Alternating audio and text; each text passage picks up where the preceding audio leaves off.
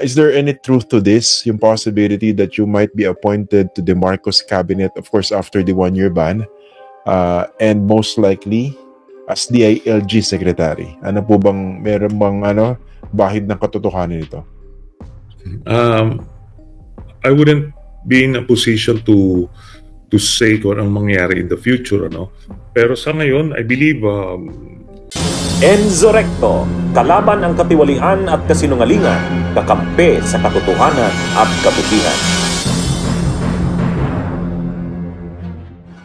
Nito lamang nakaraang araw, bali-balita mga kabunyog na kukunin raw ni PBBM itong si Trillanes bilang isang DILG secretary. Pero nilinaw po namin mga kabunyog na hindi na ito mangyayari pa sa ngayon. Dahil sa one-year ban ng COMELEC na kung natalo ang isang kandidato na tumakbo ngayong eleksyon, ay hindi na muna siya maa-appoint sa kahit anumang posisyon sa gobyerno. Anyway, yan yung naging topic namin noong nakaraan lang na araw. Pero ito ngayon mga kabunyog ang latest na balita ngayon, mayroon na pong sagot at komento dito itong si Trillanes. Sa bali-balitang pag-appoint raw sa kanya bilang DILG secretary. Kung ano po ang kanyang sinabi. Ito mga kabunyog, panoorin po natin siya. May mga nagtatanong kasi, kumusta po ba yung kayo ngayon after nitong 2025 midterm elections kung saan hindi kayo pinala dito sa inyong mayoral run sa Caloocan City? I'm doing good at naging marami tayong natutunan doon sa ating pagtakbo dyan sa Caloocan. Marami din tayong nakita at mga aral yan in the years to come. Like what lessons ba? Kasi medyo challenging din yung inyong pinasok dahil I think this was your first local run, tama ba? Ano yung some of the lessons that you learned? Una-una, ibang-iba yung takbo sa national tsaka sa local. Yung local, talagang very personal yung relationship mo sa constituents.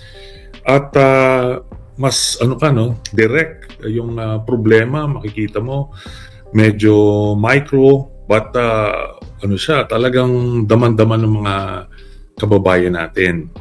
And ang naging focus kasi is kailangan yung awareness campaign, then you need to get your numbers up. Ang isang mahalagang lesson dito ay yung vote protection. Kasi sa national, hindi mo gaanong concern yan kasi supposed to be ang nakatutok dyan yung local. So dito sa vote protection, ayan, dyan mawawala yung mga boto mo, may mga tactics na mababawas ang boto mo, madadagdagan nyo sa kalaban mo.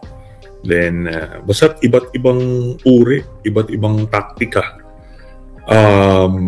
Kaya yun yung mga nakita natin. At mulat na tayo sa mga ganun. Okay.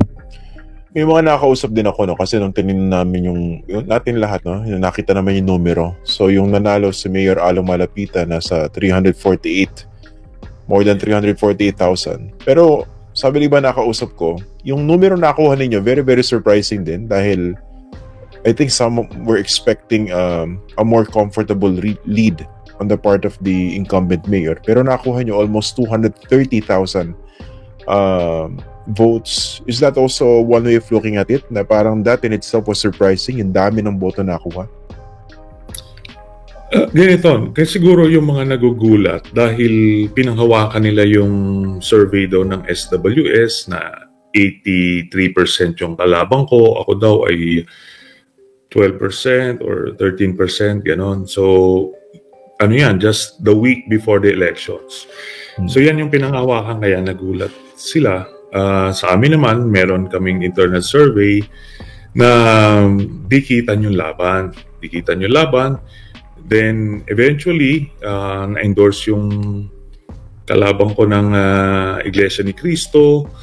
Tapos, yun na nga, yung mga election day tactics, basta marami yan, yung mga watchers, marshals, pag-mobilize ng mga botante, Doon talagang totally blindsided kami doon.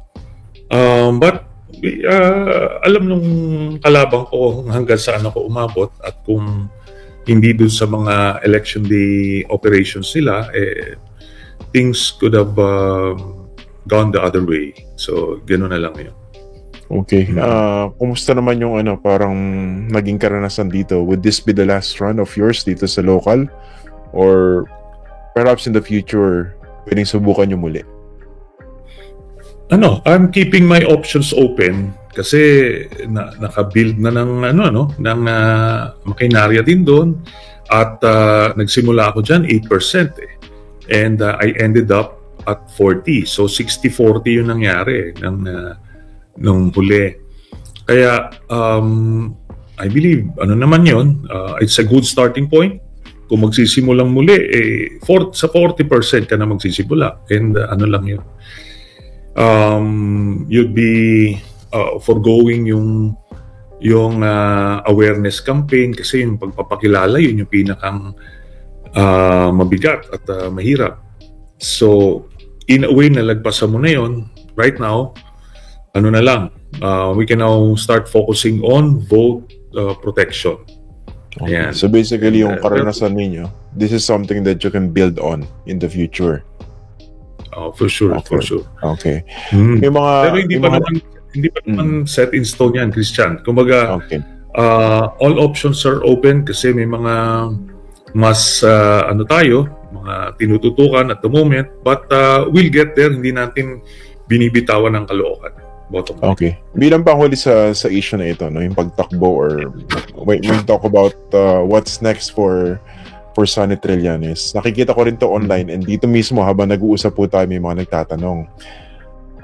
Is there any truth to this? Yung possibility that you might be appointed to the Marcos cabinet, of course, after the 1-year ban, and most likely as DILG secretary. Ano po bang, meron bang bahid ng katotohanan nito?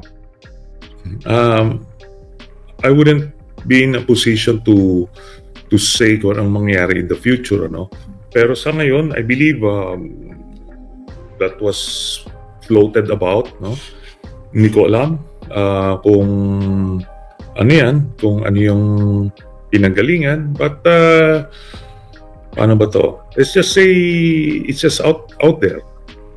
Mm-hmm. Okay. Pero wala pa namang parang nababanggit sa inyo na this might be an option for you in the future? We'll never know. We'll never know, Christian. Basta nakatutok tayo sa mga kailangan nating gawin. 2028 would be a very important elections for the whole country. Make or break ito. For us, we're looking at it as an existential issue. And kaya kailangan ayusin yung mga kailangan gawin sa hinaharap. Bunyog, halikan na kasama ka.